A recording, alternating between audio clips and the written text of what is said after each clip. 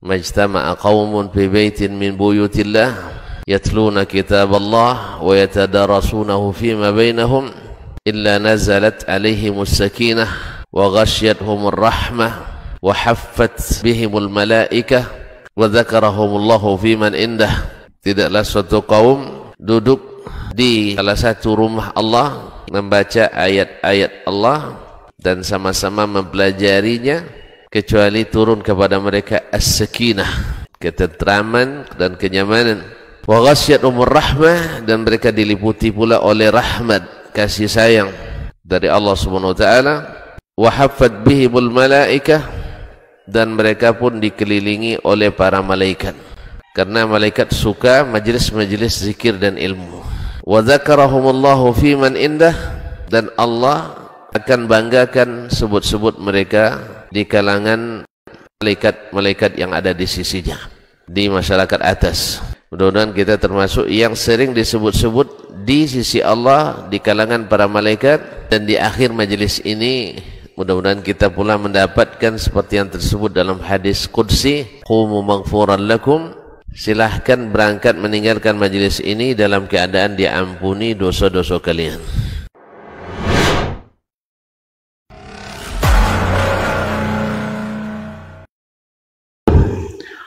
Wa na'udzu billahi min syururi anfusina wa min sayyiati a'malina, may yahdihillahu fala mudilla lahu wa may yudlilhu fala hadiya lahu.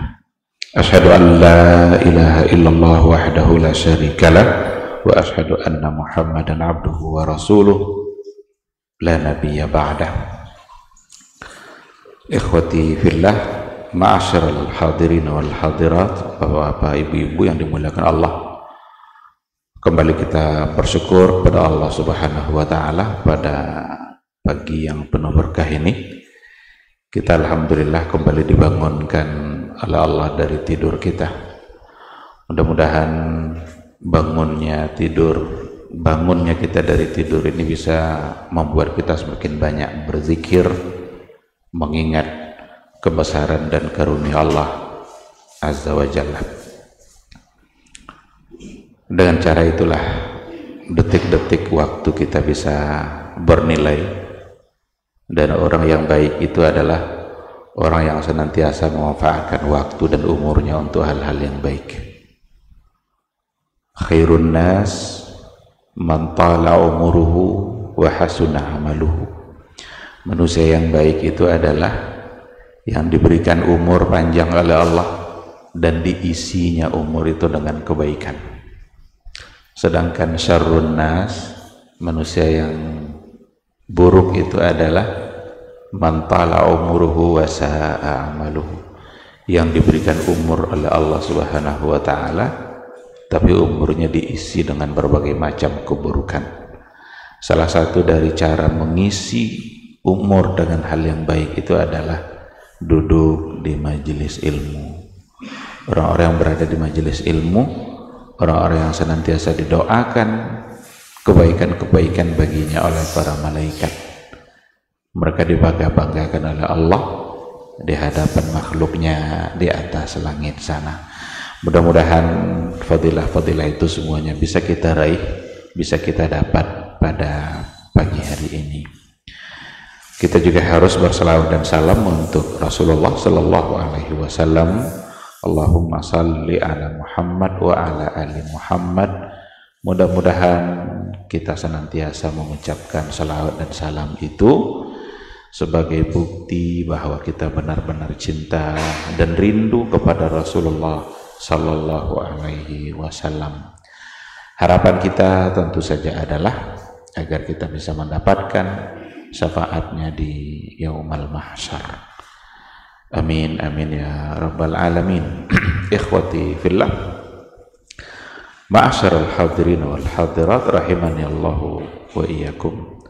Kembali pada subuh ini kita akan melanjutkan kajian kita yang terkait dengan akidah, yang menggunakan sebuah buku Al-Usul Ats-Tsalatsah atau syarahnya, Syarhu Al-Usul Ats-Tsalatsah atau Syarhu Tsalatsatil Usul, yang ditulis oleh Syekh Muhammad ibn Saleh Al-Utsaimin rahimahullah. Kita sudah mulai pada bagian yang pertama dari buku ini. Sekarang kita akan lanjutkan, tapi kita baru saja memulainya. Dikatakan oleh penulis buku, "I'lam rahimakallah annahu yajibu alaina ta'alluma arba'i masail." Dulu kita katakan bahwa ada 4 perkara yang harus senantiasa ada pada kita sebagai seorang muslim, sebagai hamba Allah yang beriman. Dia haruslah senantiasa belajar, haruslah senantiasa memiliki yang 4 hal ini. Kalau nggak salah dulu kita sudah mulai pada bagian yang pertama, tapi yang pertama itu pun masih belum tuntas ketika itu. Apa di antara yang 4 itu? Al-ula, yang pertama sekali yang harus kita punya adalah al-ilmu. Ini yang dulu sudah kita berikan sedikit penjelasannya. Al-ilmu, bahwa kita ini haruslah senantiasa berupaya untuk mendapatkan ilmu, untuk mengetahui berbagai hal dalam hidup kita ini. Apa yang harus kita ketahui dalam hidup kita ini? Yang harus kita ketahui dalam kehidupan kita ini secara garis besar, yang pertama adalah ma'rifatullah. Kita harus mengenali Allah Azza wa Jalla, wa ma'rifatu nabiyhi, dan juga kita haruslah mengenali nabinya Allah itu yang diutus kepada kita. Kalau dikatakan nabi secara mufrad untuk kita, tentu saja adalah yang dimaksud Nabi Muhammad sallallahu alaihi wasallam. Jadi harus kita mengenali Allah sebagai Rabb kita, dan harus kita mengenali Nabi Muhammad sebagai utusan Allah untuk kita. Wa ma'rifatu dinil islami bil adillah, dan mengetahui dinul Islam, agama Islam ini bil adillah, sesuai dengan dalil-dalil yang ada. Ini yang pertama. Yang kedua, al-amalu bihi, bahwa sesungguhnya dalam hidup ini kita tidak hanya cukup dengan ilmu sekedar mengetahui saja. Tidak ada gunanya ilmu yang diketahui kalau seandainya tidak diikutkan dengan al-amalu bihi. Sedangkan yang ats-tsalitsah, yang ketiga, kalau kita sudah mengetahui berbagai perkara dan kita sudah amalkan juga dalam kehidupan keseharian kita, maka datang pula perkara yang keempat yang wajib juga untuk kita lakukan. Yang ketiga yang wajib juga yang kita lakukan, yaitu ad-da'watu ilaihi, bagaimana kita mengajak orang lain untuk mengetahui dan melakukan hal yang sama. Dan ini artinya bahwa tidaklah cukup dalam hidup kita ini hanya memperdulikan diri kita sendiri. Kita tidak boleh menjadi soleh secara sendiri, tapi kita harus mengajak masyarakat untuk soleh juga. Tidak cukup hanya untuk baik pada diri kita sendiri, lalu kita mengabaikan orang lain, tidak peduli dengan kemungkaran-kemungkaran, tidak peduli dengan tak ada niat untuk mengingatkan orang lain akan hal-hal yang baik. Itu ternyata merupakan sesuatu yang salah. Maka yang ketiga yang menjadi kewajiban kita adalah ad-da'watu ilaihi, mengajak orang lain kepada kebaikan itu. Ar-rabi'ah, sedangkan yang keempat adalah as-sabru 'alal adza. As-sabru 'alal adza, sabar dalam menghadapi tantangan-tantangan dan cobaan hidup. Dan itu menggambarkan bahwa siapapun kita, maka dipastikan dalam hidupnya akan menghadapi berbagai macam cobaan. Bahkan ketika tadi dikatakan ad-da'watu ilaihi, mengajak orang lain kepada kebaikan, mengajak itu sendiri, berdakwah itu sendiri akan memiliki tantangan-tantangannya yang harus dihadapi dengan as-sabru, yang harus dihadapi dengan kesabaran. Baik, ikhwati fillah, kita berikan sedikit penjelasan pada keempat poin ini. Dulu kita sudah bahas ma'rifatullah. Poin yang pertama dari kewajiban yang 4 ini adalah ma'rifatullah. Kita sudah berikan penjelasan mengenali Allah Subhanahu wa ta'ala. Satu kata kunci yang harus ada dalam hal ini adalah bagaimana kita senantiasa mengenali Allah Subhanahu wa ta'ala yang membuat kita menjadi tunduk dan taat kepada Allah Subhanahu wa ta'ala yang kita kenali itu. Jadi untuk apa gunanya kita mengenali Allah? Agar supaya kita bisa semakin taat, bisa semakin tunduk kepada aturan-aturan Allah Subhanahu wa ta'ala. Itu gunanya kita mengenali. Kalaulah kita paham dan kalaulah kita kenal bahwa Allah Subhanahu wa ta'ala itu qadir dan juga qadir, maha berkuasa, maha berkehendak. Allah itu diantara nama dan sifatnya adalah maha kuasa, qadir ala kulli syai. Allah itu sanggup melakukan segala sesuatu dalam kehidupan kita.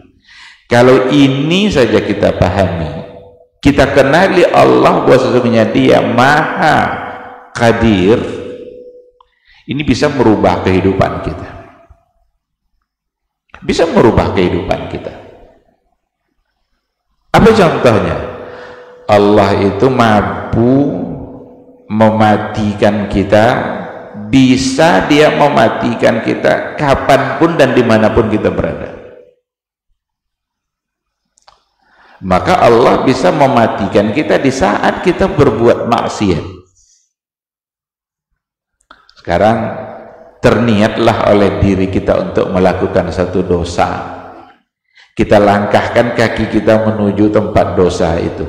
Ingat, jangan-jangan Allah matikan saya pada saat saya berbuat dosa ini. Bisa tidak kira-kira Allah seperti itu? Bisa. Maka mengenali Asmaul Husna itu ada 99 nama Allah Subhanahu wa ta'ala yang mulia. Kalau seandainya itu kita coba pahami, tidak usah semuanya, ambil 2 atau 3 saja, bahkan ambil 1 saja, Qadir. Kenalilah Allah itu melalui nama-namanya itu. Dia Basir, Dia Sami', Dia Alim, Dia Qawi, Maha Kuat, Maha Berkuasa. Sadarlah kita dengan mengenali Allah itu bahwa kita ini ternyata memang adalah lemah. Semua makhluk di hadapan Allah adalah lemah. Tidak ada satupun yang kuat di hadapan Allah Subhanahu wa ta'ala, karena yang kuat itu adalah Allah. Tidak ada satupun yang alim di hadapan Allah, karena yang maha alim itu adalah Allah Subhanahu wa ta'ala. Nah, jadi ma'rifatullah ini dipentingkan, diperlukan dalam hidup kita agar kita semakin tunduk dan taat kepada Allah Subhanahu wa ta'ala. Huwa Razzaq, Dialah Allah yang memberikan kita rizki. Kita ini tidak bisa hidup tanpa rizki Allah. Dan kalau bicara rizki itu jangan terbayang nanti hanya dalam bentuk uang. dalam bentuk materi. Tidak. Ini kita bernapas setiap hari ini rezeki Allah Subhanahu wa ta'ala. Diberikannya kita oksigen agar kita bernapas. Karena ketika orang sudah perlu bantuan oksigen, itu satu tabung oksigen itu mahal dan habis kadang dalam 1 jam. Seandainya 1 jam kehidupan kita perlu 100.000 oksigen, ada 24 jam sehari semalam, itu aja udah berapa? Sekarang Allah berikan itu secara cuma-cuma, secara gratis. Bangun kita subuh, diberikannya oksigen, segar lagi waktu subuh itu. Udara yang masih segar itu di waktu subuh. Ada orang ditanya, kenapa waktu subuh itu udara yang paling segar? Dia jawab, karena belum bercampur dengan napas orang-orang munafik. Karena orang munafik tidak bangun di waktu subuh. Kata Rasul kan dalam hadis, asqalus salati alal munafiqin salatul isya wa salatul fajr. Salat yang paling sulit dilakukan oleh orang munafik itu salat isya dan salat subuh. Kenapa itu dulu pada masa Nabi yang paling sulit? Karena gelap, tidak nampak. Orang munafik kan biasa suka dibuat ini, nanti harus ada yang memuji. Berinfak dia harus hendaknya ada yang nge-like. Nanti sholat duha dia hendaknya ada juga orang yang memuji. Itu ciri-ciri orang munafik. Pas isya udah gelap, masa Nabi tidak ada PLN. Subuh apalagi. Jadi kalau sudah waktu isya, waktu subuh, mereka tidak datang lagi.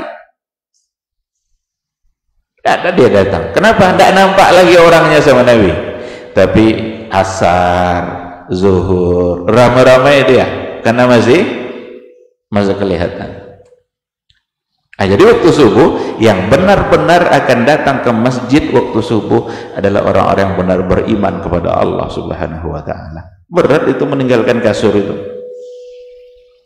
Nah, maka udara subuh masih segar. Tapi yang tadi itu bukan hadis itu.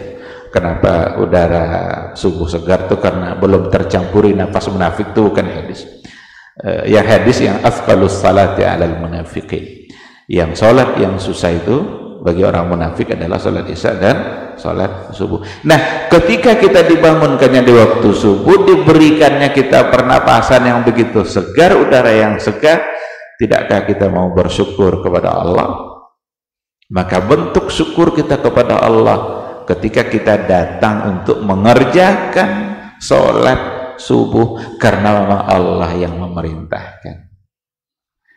Kalau sempatlah Allah minta bayar ke kita, segarnya udara subuh itu diminta bayar oleh Allah ke kita, kacau hidup kita, sulit hidup kita. Sekarang enggak, hiduplah kalian dengan nyaman, hiduplah kalian dengan tenang, tapi kerjakan perintah saya. Kerjakan perintah itu bukan pula gratis itu, bukan pula gratis, bukan untuk kepentingan Allah. Artinya bukan kosong-kosong gitu aja kita mengerjakan subuh, karena untuk mendapatkan balasan, mendapatkan surga, mendapatkan perlindungan hidup. Dalam hadis kan seperti itu, man shallas subha, barang siapa yang mengerjakan salat subuh, fahuwa fi zimmatillah. Siapa yang mengerjakan salat subuh itu, maka dia dalam perlindungan Allah Subhanahu wa ta'ala. Allah yang jaga dia. Artinya kita beribadah itu sesungguhnya kebaikannya adalah untuk kita sendiri, bukan untuk Allah. Allah tidak perlu sama ibadah kita ini. Buat apa sama Allah ibadah salat yang tahusuk dah hendak.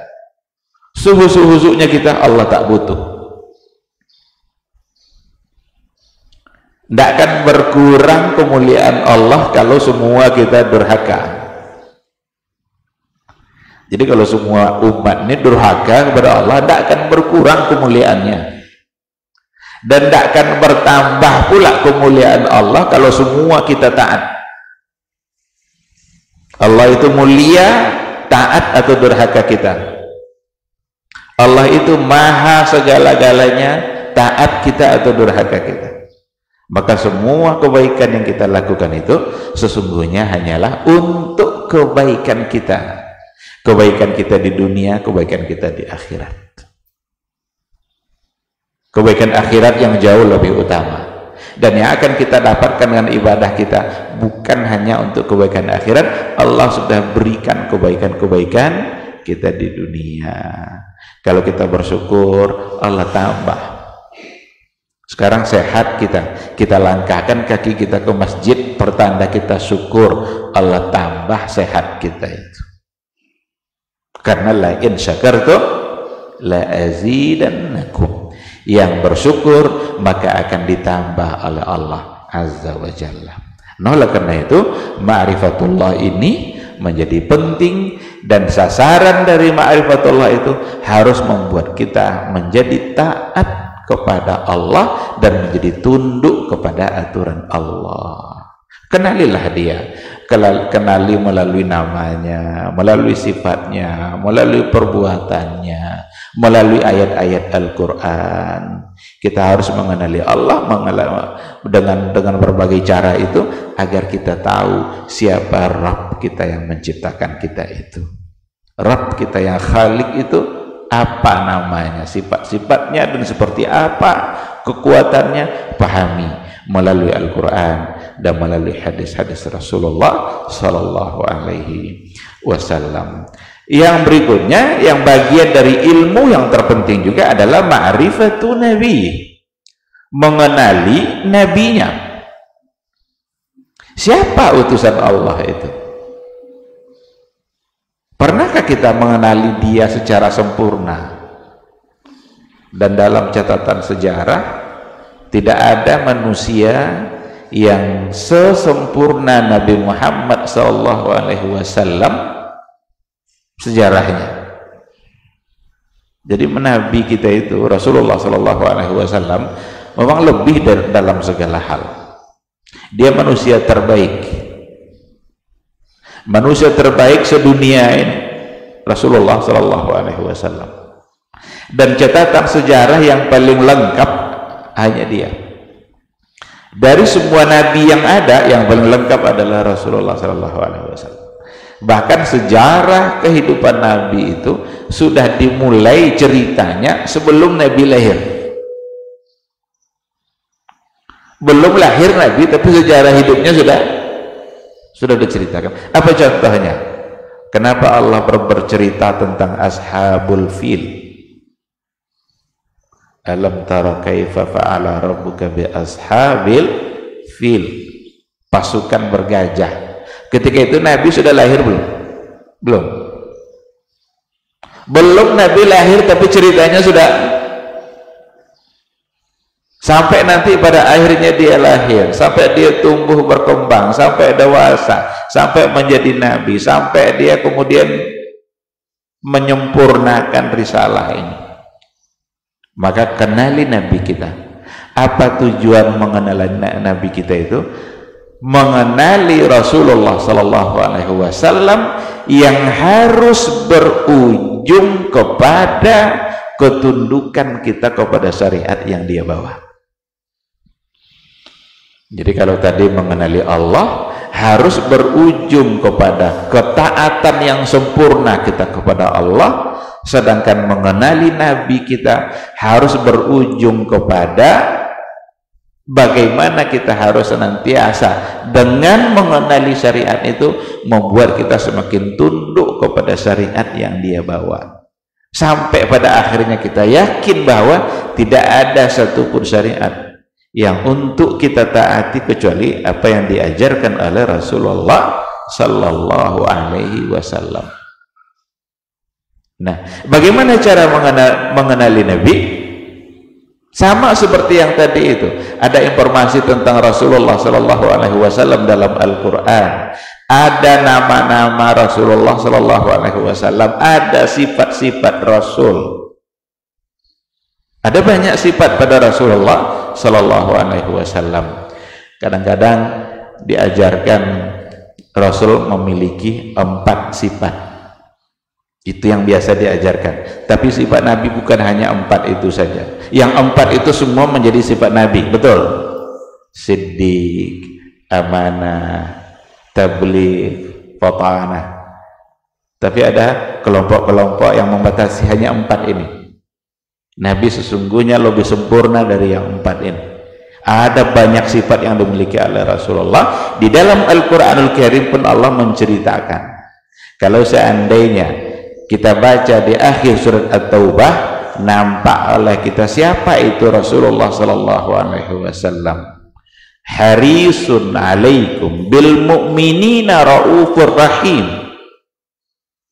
Rasul itu begitu dia bersemangat agar manusia itu mendapatkan kebaikan, diberikan hidayah oleh Allah. Begitu Rasul itu merasa tersakiti kalau seandainya ada di antara umatnya yang juga disakiti. Harisun alaikum bil mu'minina raufur rahim. Ada kata rauf, ada kata rahim. Tapi raufur rahim yang ada di situ untuk Rasulullah sallallahu alaihi wasallam. Padahal Allah juga raufur rahim kan? Tapi raufur rahim untuk Allah tidak sama nanti dengan raufur rahim untuk Rasul. Karena Allah adalah Khalik, Rasul adalah makhluk. Rauf, bagaimana beliau itu begitu bersimpati, berempati, rahim, maha penyayang, sangat menyayangi. Yang paling diinginkan oleh Rasul itu adalah agar umatnya tidak masuk neraka. Itu yang paling diinginkan oleh Rasulullah sallallahu alaihi wasallam, agar tidak ada umatnya yang masuk neraka. Nabi selalu mendoakan agar umatnya mendapatkan kebaikan. Apa contohnya? Allahumma barik ummati fi bukuriha. Ya Allah, berkahilah kehidupan umatku di waktu subuh, di waktu pagi. Jadi kita melangkah waktu subuh itu langkah keberkahan itu. Karena Nabi yang mendoakan. Dan doa-doa Nabi yang lain betapa banyak untuk umatnya. Bahkan di antara doa yang sangat diperlukan oleh kita adalah keinginan Nabi agar nanti bisa memberikan syafaat di yaumul mahsyar. Jadi diberikan kesempatan untuk berdoa lalu dikabulkan. Yang diminta Nabi apa? Beri kesempatan saya nanti berikan syafaat kepada umatku di yaumul mahsyar. Tapi ada doa, ada permintaan Nabi yang tidak diterima oleh Allah agar tidak terjadi perpecahan di tengah umat. Tidak. Maka perpecahan yang terjadi itu ternyata memang adalah sesuatu yang sudah dulu pernah disampaikan oleh Rasulullah sallallahu alaihi wasallam. Nanti akan terjadi perpecahan di tengah-tengah umat. Nah, jadi Rasulullah sallallahu alaihi wasallam itu perlu kita kenali siapa dia. Dialah Rasul yang membawa risalah. Dialah Rasul yang tak pernah berbohong sekalipun dalam hidupnya. Dialah Rasul yang dijaga oleh Allah dari berbagai macam bentuk kesalahan-kesalahan yang dulu oleh orang-orang jahiliyah itu jadi biasa. Tapi Nabi terpelihara, dijaga dia oleh Allah subhanahu wa ta'ala. Beliaulah al-amin, beliaulah as-sadiqul amin, yang jujur dan amanah. Maka tidak ada satupun risalah yang belum disampaikan oleh Rasulullah sallallahu alaihi wasallam. Tidak ada. Semua syariat ini itu sudah sempurna datang dari Rasulullah sallallahu alaihi wasallam, karena beliau dengan amanahnya, beliau dengan kejujurannya, tak satu pun yang belum disampaikan oleh dia. Nah, inilah alasan bahwa dalam syariat ini tidak boleh kita tambah-tambah lagi, tidak boleh kita buat-buat lagi syariat. Karena kalau kita buat lagi syariat yang baru, seolah-olah kita menganggap bahwa Rasul belum sempurna dalam menyampaikan syariat. Lalu kita katakan, oh ini baik, inilah yang dianjurkan. Padahal Nabi tidak menyuruh. Padahal Nabi tidak mengatakan seperti itu. Kalau kita buat juga, berarti seolah-olah kita menganggap bahwa syariat ini belum sempurna disampaikan oleh Rasulullah Sallallahu Alaihi Wasallam. Nah, oleh karena itu, poin yang kedua ini sangat penting, bahkan tak kalah pentingnya dengan yang pertama, menyempurnakan yang pertama. Kita kenali Allah sebagai Rabb kita, dan kita kenali Rasul sebagai Nabi Muhammad sebagai utusan Allah. Bagaimana kira-kira Rasul bersama istrinya? Ada panduan. Bagaimana kira-kira Rasul dengan anak-anaknya? Bagaimana kira-kira Rasul ketika beliau menjadi seorang pemimpin? Jadi ketika dikatakan laqad kana lakum fi rasulillahi uswatun hasanah, sungguh dalam kepribadian Nabi itu ada uswah. Dalam kepribadian Nabi itu ada uswah, ada contoh tauladan. Ini memang yang paling pantas dijadikan teladan oleh semua orang adalah Nabi. Kenapa demikian? Karena Nabi itu sudah memerankan berbagai macam peranan kehidupan yang pantas dicontoh. Siapa kita? Pemuda umpamanya. Nabi pernah jadi seorang pemuda. Sebagai ayah kita, Nabi adalah seorang ayah. Sebagai pengusaha, bisnismen kita, Nabi juga sebagai pengusaha. Sebagai pemimpin, Nabi juga pemimpin. Jadi siapa yang mau dicontoh lagi selain dia? Maka sempurnalah makna ayat tadi itu, karena memang kesempurnaan itu ada pada diri Nabi. Nah, itulah sebabnya Allah menyuruh agar dia dijadikan tauladan. Nah, kalau itu kita kenal, sudah menjadi ilmu bagi kita.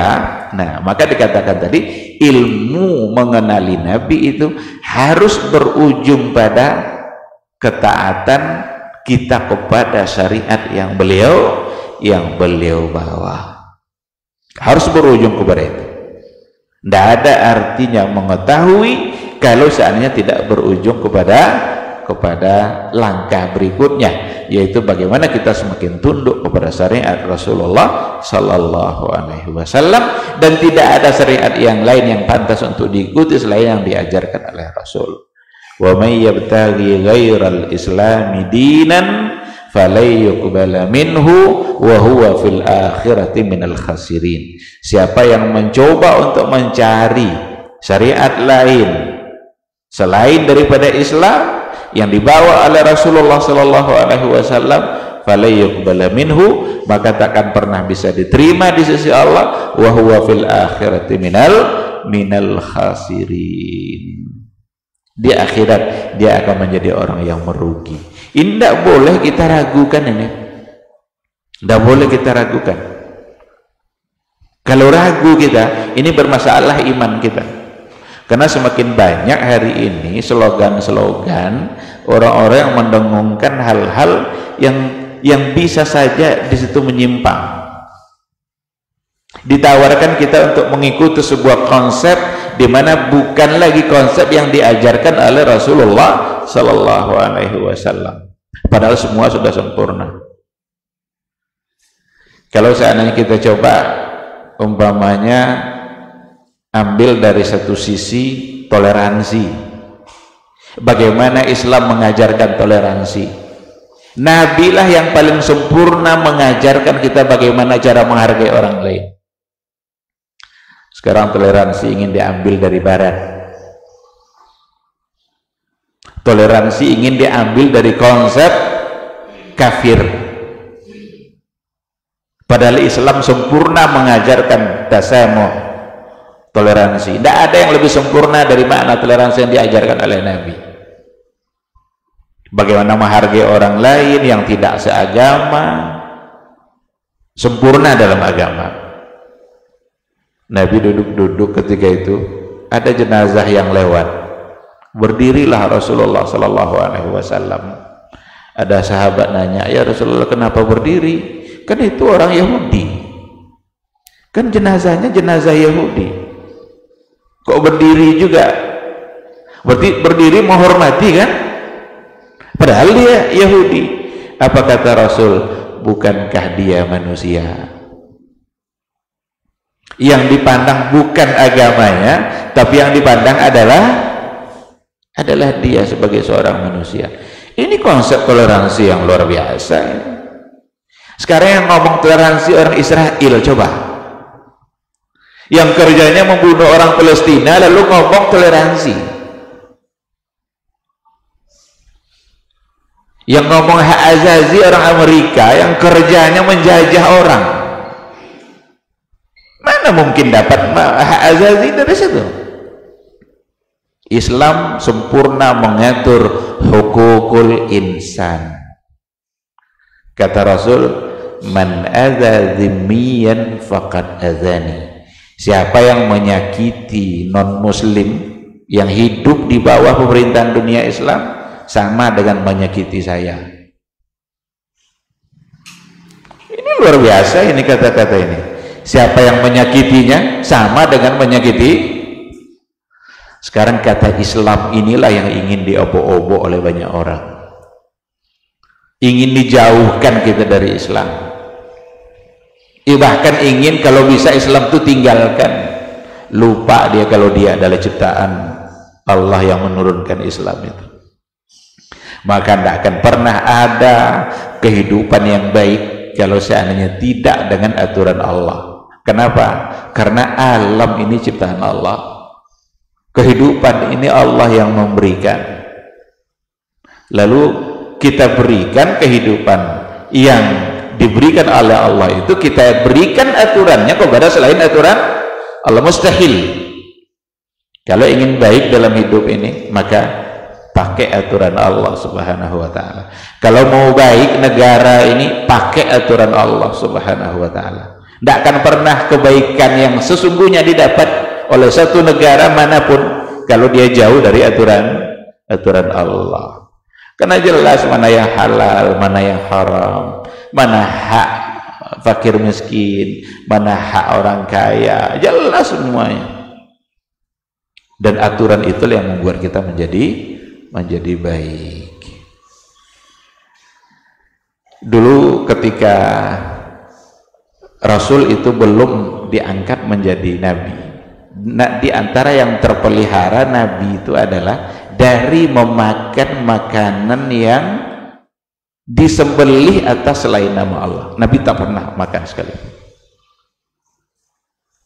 Ada di antara yang lain yang juga mirip seperti itu, dia tidak memakan yang lain. Tapi intinya adalah ketika dia mengatakan begini, kenapa begitu tidak boleh kita menyembelih hewan selain atas nama Allah?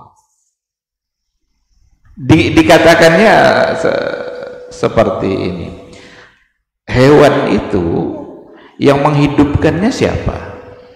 Allah. Yang memberi nyawa adalah Allah. Ketika hewan itu makan rumput, rumput itu yang menumbuhkan siapa? Allah.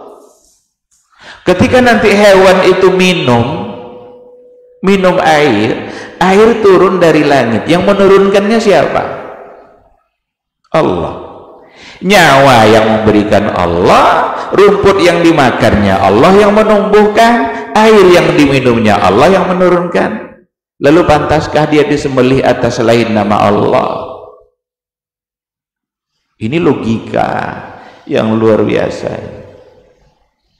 Maka haram hukumnya menyembelih hewan selain atas nama Allah untuk dimakan. Tidak boleh dimakan, jangan makan, itu sembelihan yang haram. Nabi dengan syariatnya mengajarkan itu. Kenapa kalau kita minum obat, Rasul menganjurkan agar kita baca dulu bismillah. Itu menggambarkan bahwa yang menyembuhkan bukanlah obat.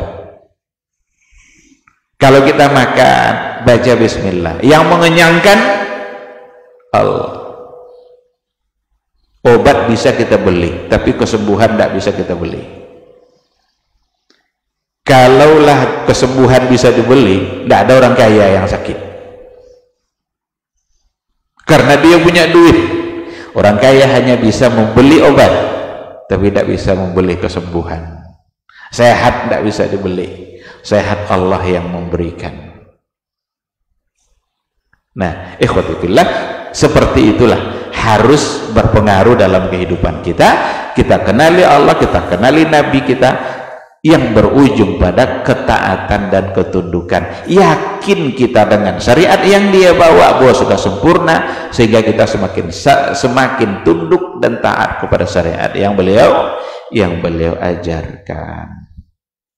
Kemudian pada poin yang ketiga, wa ma'rifatu dinil islami bil adillah, mengenali agama Islam dengan dalil-dalilnya.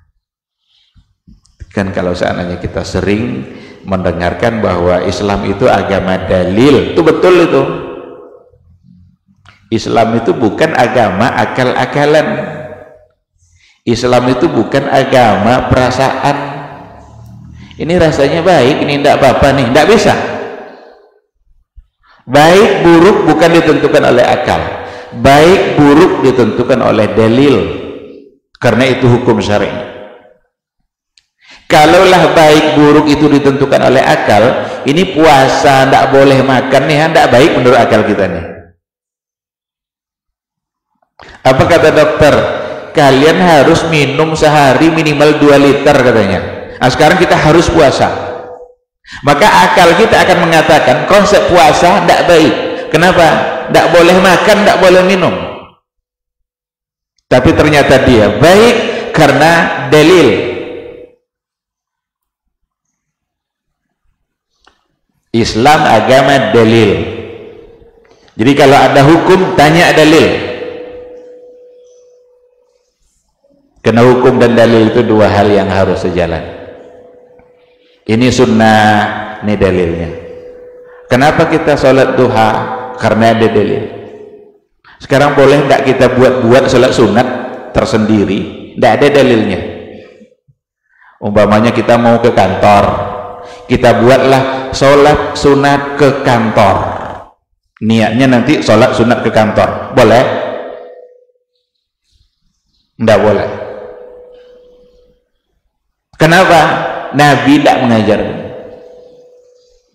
Sekarang kalau kita masuk masjid, ada tahiyatul masjid, tahiyat masjid. Kenapa kita lakukan itu? Karena ada dalil. Sekarang ada rapat di aula. Rapat di aula. Masuk kita di aula itu. Tahiyat kita, tahiyat aula. Boleh? Tapi sholat itu baik enggak? Jadi tidak cukup dengan kata-kata baik.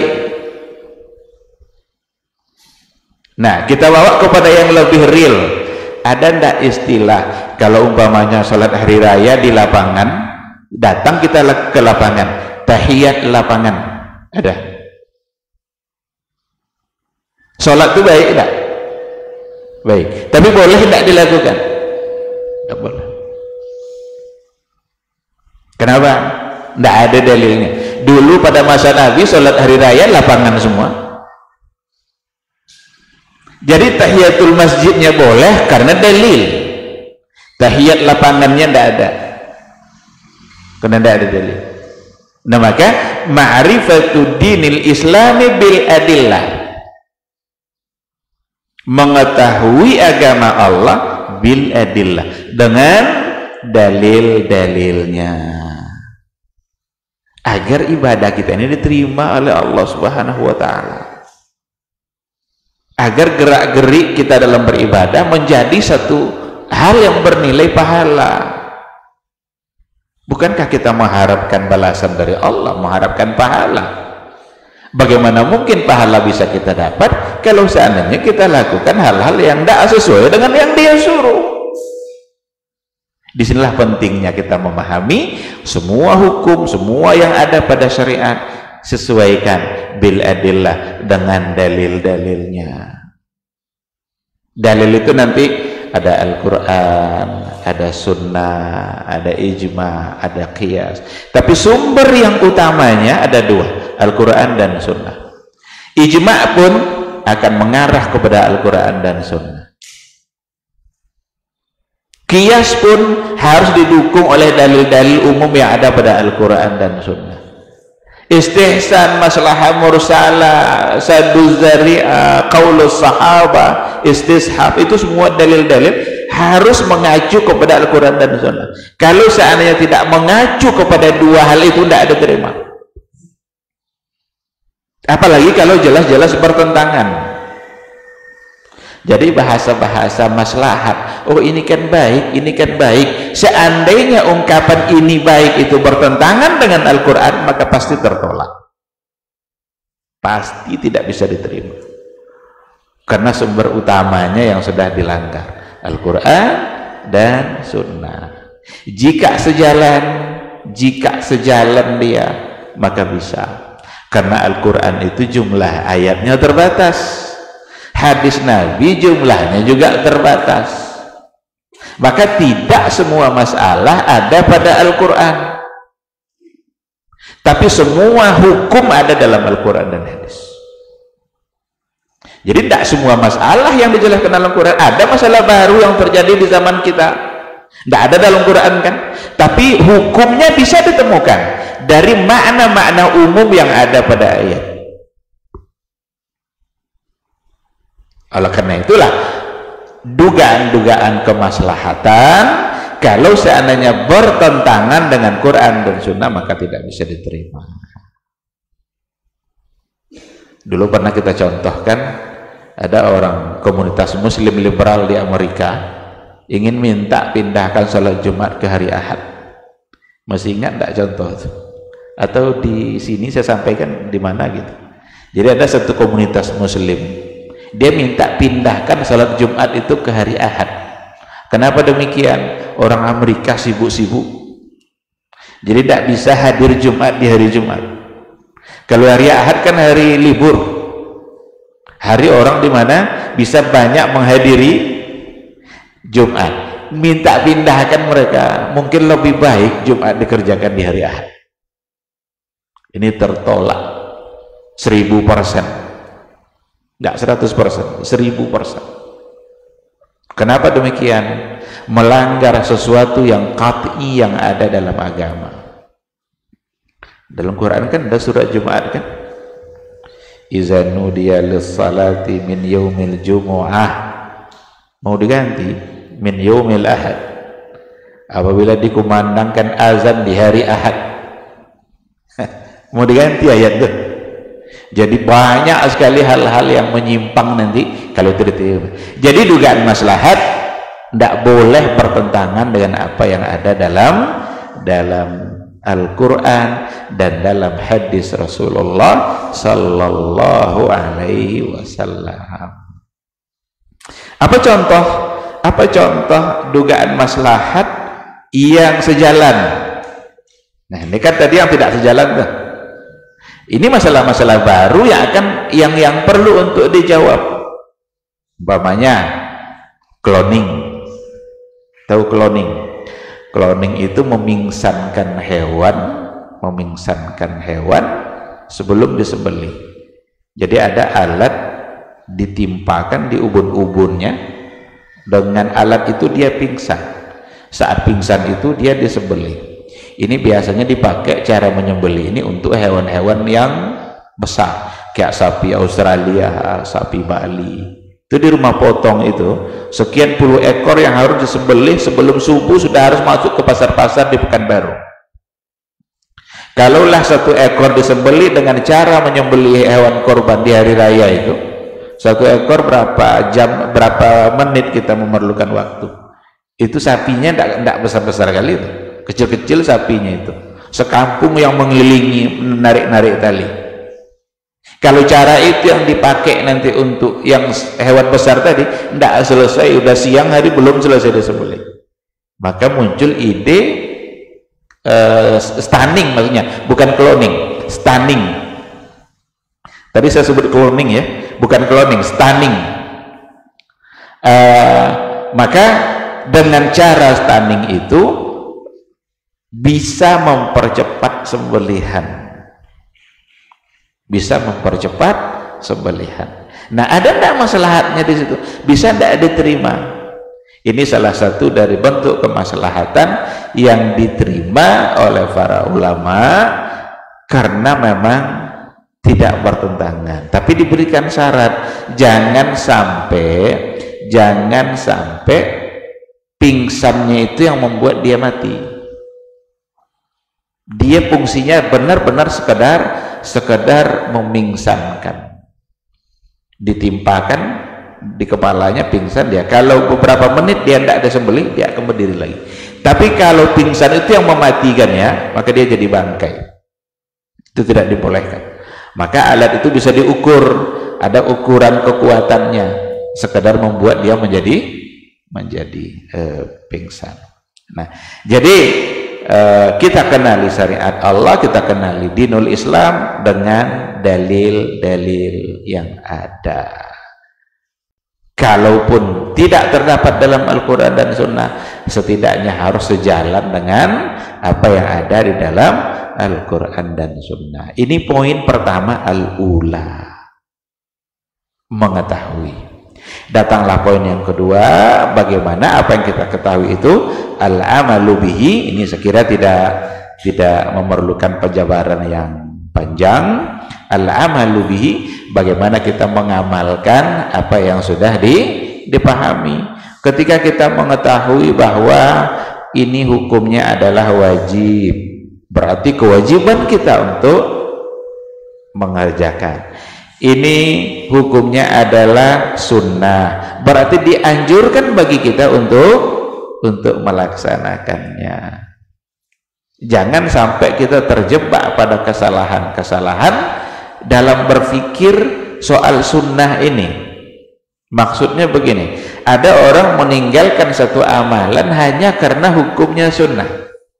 Ini salah. Kamu kenapa tidak sholat rawatib? Karena hukumnya sunnah. Ini salah. Kamu kenapa tidak berjamaah? Kan tidak wajib. Jangan. Karena ibadah-ibadah sunnah itu semuanya adalah untuk menyempurnakan kekurangan pada yang wajib. Banyak kekurangan dalam hal yang wajib yang kita kerjakan. Mungkin terburu-buru, mungkin asal-asalan. Kalau ditanya lah umpamanya, berapa kali kita sholat yang benar-benar khusyuk? Ada enggak kira-kira? Benar-benar dari awal sampai akhir khusyuk, enggak ingat utang, enggak ingat kerja, enggak ingat pasar. Ada. Berarti yang wajib kurang terus kan? Menutupi kekurangan yang wajib tadi itu yang sunnah. Ada rawatibnya, ada duhanya, ada tahajudnya, ada isyraqnya, macam-macam. Oleh karena itulah ibadah-ibadah wajib kita rata-rata ada sunnahnya, bahkan lebih banyak sunnahnya daripada yang wajibnya. Puasa itu yang wajib cuma Ramadan aja, sisanya sunnah. Hari Arafah, Senin Kamis, Ayyamul Bid, 10 Muharram, sisanya sunat semua. Yang wajib hanya Ramadan. Sholat yang wajib cuma 5, sisanya sunat semua. Mana yang lebih banyak, yang wajib apa yang sunat? Ini juga bentuk sayangnya Allah nih. Karena wajib kan tidak boleh ditinggalkan. Kalau sunat kan boleh ditinggalkan. Karena boleh ditinggalkan itulah banyak orang yang meninggalkan. Nah, tetapi itu cara berpikirnya salah. Meninggalkan amalan karena hukumnya sunat, karena tidak wajib, itu salah. Justru dianjurkan untuk memperbanyak yang sunat, karena dia akan menutupi kekurangan pada yang wajib. Nanti dihisab sholat yang pertama yang wajib. Selesai dihisab yang wajib, Allah bertanya kepada malaikat, hal lahu min tatawwu', apakah si fulan itu punya amalan-amalan sunat? Ini Allah bertanya, ini bukan karena Allah tidak tahu, karena tak ada yang luput dari pengetahuan Allah subhanahu wa ta'ala. Karena kan kalau secara letterlek kita coba pahami, masa Allah nanya Apakah dia punya salat sunat? Jadi sekali lagi, bukan karena Allah tidak tahu, tapi Rasul ingin mengajarkan kepada kita betapa tingginya posisi amalan-amalan yang sunat itu. Sama dengan ketika Allah ciptakan malaikat yang mengatur hujan, mengatur rezeki. Apa Allah tidak bisa ngatur? Bisa Allah ngatur kan? Kok diciptakan juga? Nah, maka hal-hal yang seperti itu dalam agama tidak perlu untuk dipertanyakan. Bahkan kalau dipertanyakan juga jangan-jangan membuat kita menjadi ragu. Masa Allah nanya malaikat? Seolah-olah Allah tidak tahu. Jadi bukan karena Allah tidak tahu. Nah, karena itu semua bentuk pengetahuan kita terhadap syariat maka harus diikutkan dengan al-amalu bihi, diamalkan. Tidak cukup sekedar pengetahuan. Percuma kita punya pengetahuan kalau seandainya kita tidak buahkan menjadi amal, kalau tidak dituangkan dalam bentuk amal. Pada poin yang ketiganya, ad-da'watu ilaihi, kita juga diajak untuk berdakwah. Maka berdakwah itu tidak perlu menunggu hafal Sahih Bukhari. Kapan kita mau menjadi pendakwah kalau menunggu hafal Sahih Bukhari? Tidak ada satupun kita yang pantas berdakwah kalau seandainya itu syaratnya. Maka syarat berdakwah itu menyampaikan apa yang kita pahami. Satu yang kita pahami, satu yang kita sampaikan. Seandainya ada seorang ayah tahu dia bahwa sunnah makan itu ada pakai tangan kanan, nampak dia anaknya minum pakai tangan kiri, dia bilang kepada anaknya, "Hei anakku, makan itu pakai tangan kanan." Dia sudah berdakwah. Dan tidak mesti yang dimaksud dakwah itu harus naik mimbar. Kalau harus naik mimbar, hari Jumat aja orang berdakwah, itu pun 15 menit. Sekarang karena corona harus pula 10 menit. Apa yang mau didapat khutbah 10 menit? Jadi dakwah, mengajak, tidak dibatasi oleh waktu, tidak dibatasi oleh tempat. Apa yang kita pahami dari satu kebaikan lalu kita sampaikan. Bahkan meskipun kita tidak berkata-kata, tidak menyampaikan, tapi dengan tindakan kita itu bisa disebut sebagai dakwah. Maka dakwah itu ada dakwah bil lisan, ada menyampaikan secara ungkapan, tapi ada dakwah bil hal. Dakwah bil hal. Ketika semua orang berada dalam kemaksiatan, kita jaga diri kita untuk tetap berada pada ketaatan. Itu sebenarnya adalah sedang berdakwah. Sedang ngopi-ngopi kita di kedai kopi, ngobrol-ngobrol, ketawa-ketawa, dengar azan. Kita pergi. Sesungguhnya kita sedang mendakwahkan kepada orang-orang agar kalau dengar azan kita harus sholat. Jadi ad-da'watu ilaih perlu dipahami secara luas. Jadi bisa dengan lisan, bisa dengan hal, dengan perbuatan kita. Bahkan sekarang dikembangkan juga dalam ada dakwah bil qalam, ada dakwah dengan tulisan kan, orang menulis kebaikan-kebaikan dibaca oleh orang lain, jadi pahala bagi dia. Walaupun hanya satu paragraf, sepotong-sepotong, ditulisnya di Facebooknya, sesungguhnya kejujuran itu penting, jujurlah Anda. Sebutkan satu ayat, satu hadis, jangan berbohong, sebutkan ayat, dibaca oleh orang, atau ditulis kisah-kisah yang terjadi yang disebabkan oleh sesuatu. Ternyata kalau berbuat begini, ini akibatnya. Ada kisah-kisahnya, baik dalam Al-Quran ataupun dalam hadis. Itu sesungguhnya adalah dakwah. Makanya lisan kita, tangan kita saat menulis, upayakan untuk tetap pada kebaikan. agar dia menjadi pahala. Tapi kalau yang ditulis itu adalah keburukan, jadi dosa. Jadi dosa dia. Kan media sekarang kan macam-macam kan. Kita bisa mendapatkan yang baik, kita bisa mendapatkan yang buruk. Kita tidak ingin mendapatkan yang buruk, tapi muncul juga keburukan tuh. Terbaca juga oleh kita. Ingat, yang kita tulis, yang kita ucapkan, semua akan dipertanggungjawabkan. Maka kalau ingin menulis di Facebook, di mana-mana, di WA, tulislah, tapi harus yang baik, agar menjadi pahala.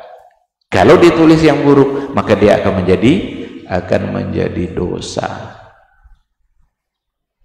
Nah, ikhwati fillah, ad-da'watu ilaih. Dan seperti yang kita katakan tadi, as-sabru 'alal adza, ini pada poin yang keempat, yakinlah bahwa kita akan senantiasa menghadapi tantangan-tantangan dalam berdakwah, tantangan-tantangan dalam beramal, tantangan-tantangan dalam istiqamah, tetapi perlu sabar. Bahkan Rasul mengatakan istiqamah di akhir zaman nanti itu kal qabidi 'alal jamr, sama seperti memegang bara api. Itu gambaran Nabi istiqamah di akhir zaman. Tantangannya luar biasa. Ketika kita bertahan dengan sebuah sunnah, atau ketika kita mengatakan semacam kita mengarahkan bahwa yang benar dalam agama adalah ini, muncul nanti buli-bulian macam-macam itu, bahasa-bahasa yang memundurkan semangat kita. Dianggap pemegang kunci surga lah, dianggap klaim kebenaran lah, dianggap hanya dia aja yang benar, padahal kita tidak pernah menganggap kita aja yang benar. Kalau perlu semua kita berada pada kebenaran. Tapi menyampaikan hal-hal yang salah, kalau kita tahu itu salah, itu wajib hukumnya. Maka diperlukan kita siap untuk menerima kebenaran-kebenaran seperti itu, atau menerima masukan-masukan. Jangan-jangan ternyata memang yang dikatakan itu adalah dia salah. Itu bukan karena mengklaim orang itu masuk neraka. Tidak ada hak kita mengklaim orang masuk neraka. Surga neraka itu urusan Allah Subhanahu wa ta'ala. Ketika pelaku-pelaku dosa itu dimaafkan semuanya oleh Allah, masuk surga dia. Bisakah? Bisa, kalau Allah menghendaki. Oleh karena itu, menasehati bukanlah berarti mengklaim kebenaran, bukanlah berarti mengaku-ngaku sebagai pemegang kunci surga. Karena itu sering kali ungkapan-ungkapan itu muncul. Dikatakan, oh ini salah, ini bid'ah, ini dah mulai muncul klaim-klaim bid'ah, sehingga dia yang punya surga. Jangan lakukan. Jangan anggap seperti itu. Menyampaikan itu kewajiban, itu dakwah ilaih. Sabar dalam hal itu diperlukan, karena pasti akan banyak tantangan-tantangan yang dihadapi. Baik ikhwati fillah, ini kira-kira yang bisa kita sampaikan pada pagi ini. 4 hal itu berarti menjadi penting dalam kehidupan kita. Kita harus berilmu, kita juga harus beramal, dan kita harus mendakwakannya, dan juga harus sabar di dalam menjalankan apa yang dianjurkan itu. Wallahu subhanahu wa ta'ala alam. Mudah-mudahan dapat dipahami bersama. Sekiranya ada pertanyaan, dipersilahkan. Silakan.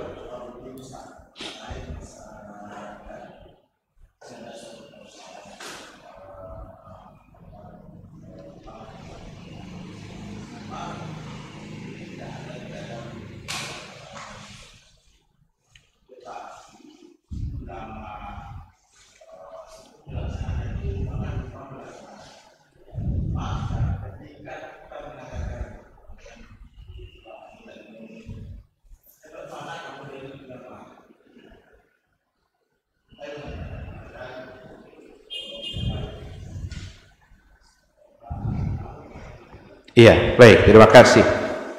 Ini memang sering kita hadapi ya.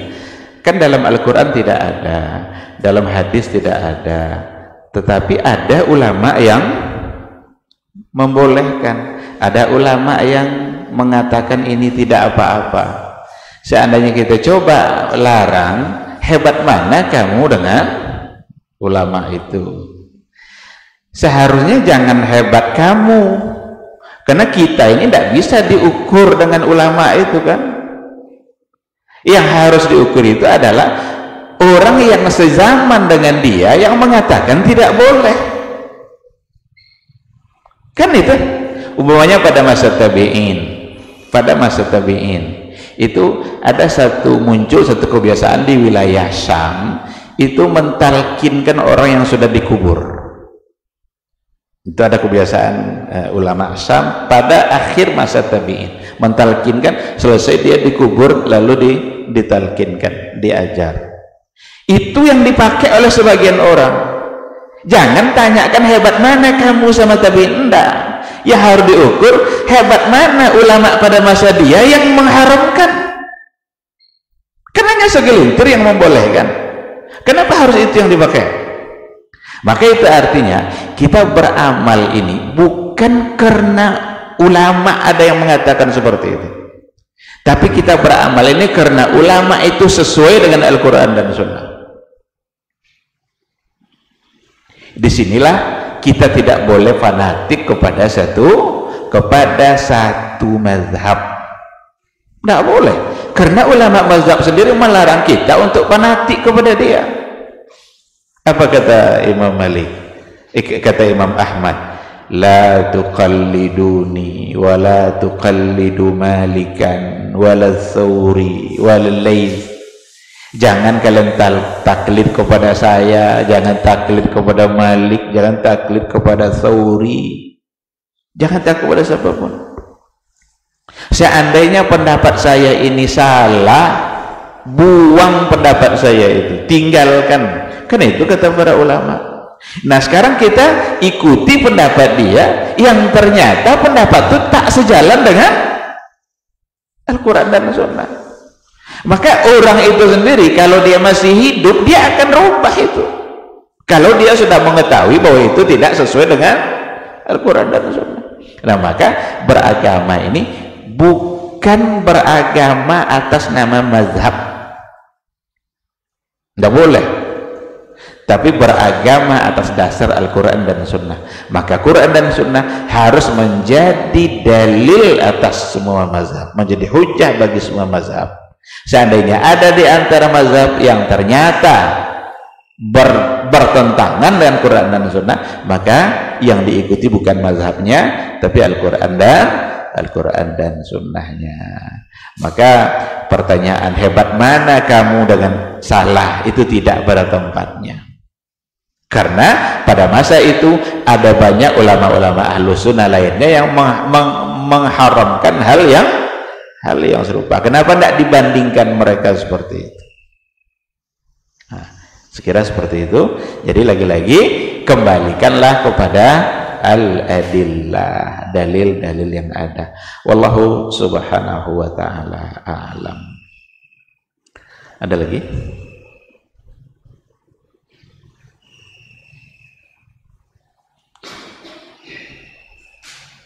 Tidak ada? Baik, kalau tidak ada, saya punya satu pertanyaan. Siapa yang bisa menyampaikan kembali apa sesungguhnya yang dimaksud dengan ma'rifatullah?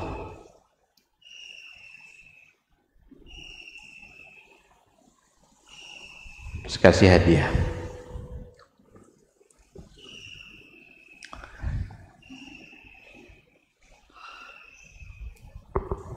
Silahkan. Yang apa sesungguhnya dimaksud dengan ma'rifatullah? Seperti apa pemahaman ma'rifatullah yang diinginkan? Apa konsekuensinya? Tidak ada. Kalau tidak ada, saya bawa pulang lagi hadiahnya. Silakan.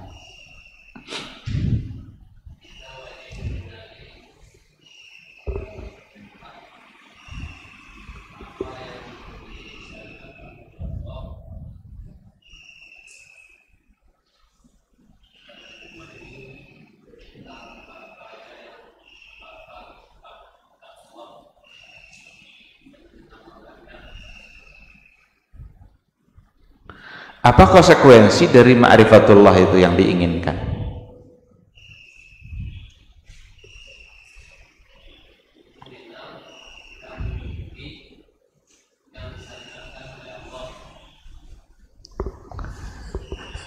Terus, iya, terus enggak apa-apa.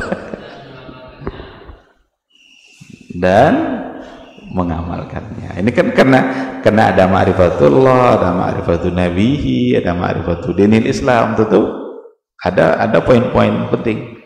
Kalau nanti fokus pada mengamalkan, berarti ma'rifatul dinil dinil Islam. Bisa disempurnakan lagi.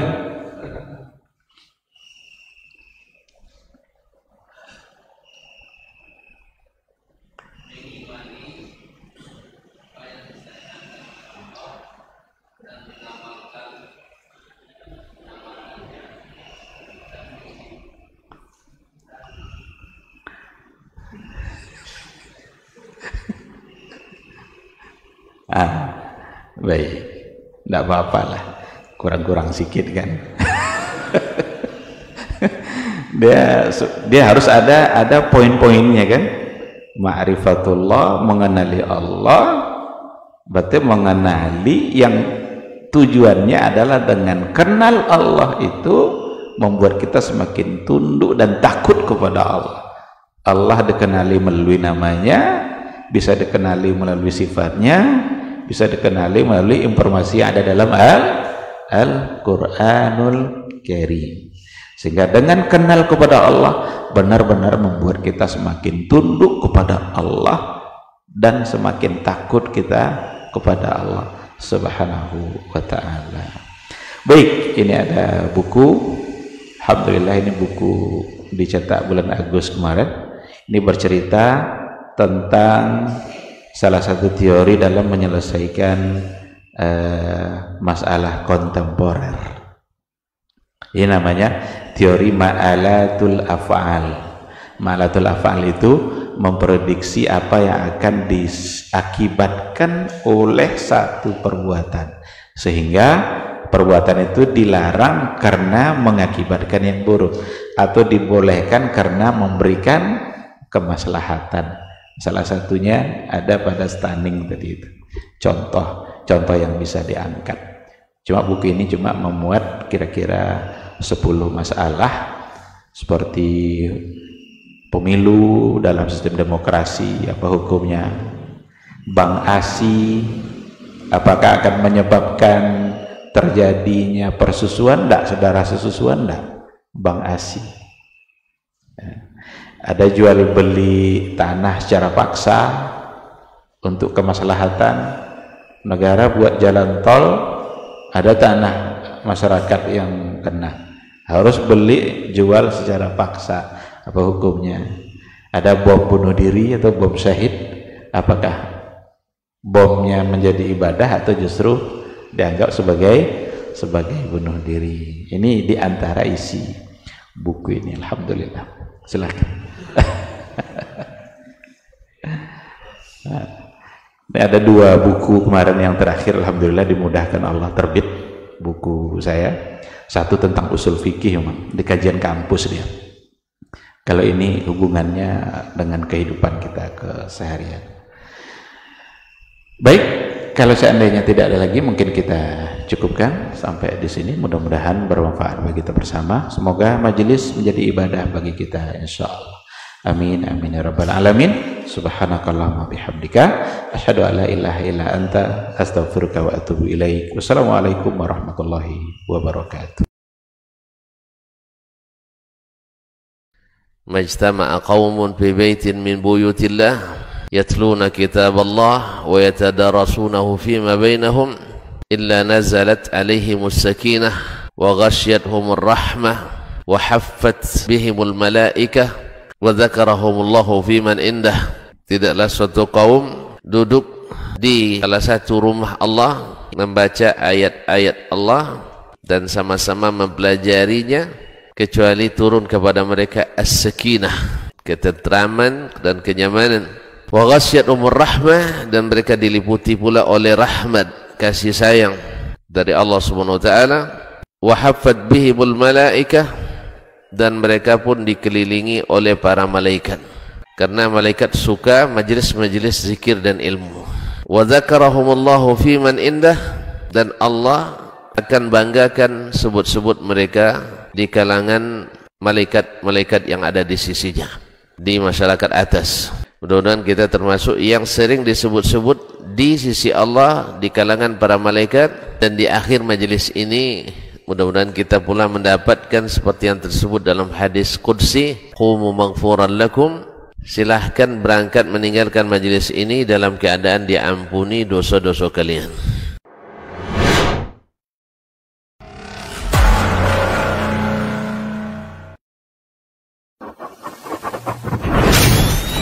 Rabbani, merajut ilmu dan peradaban.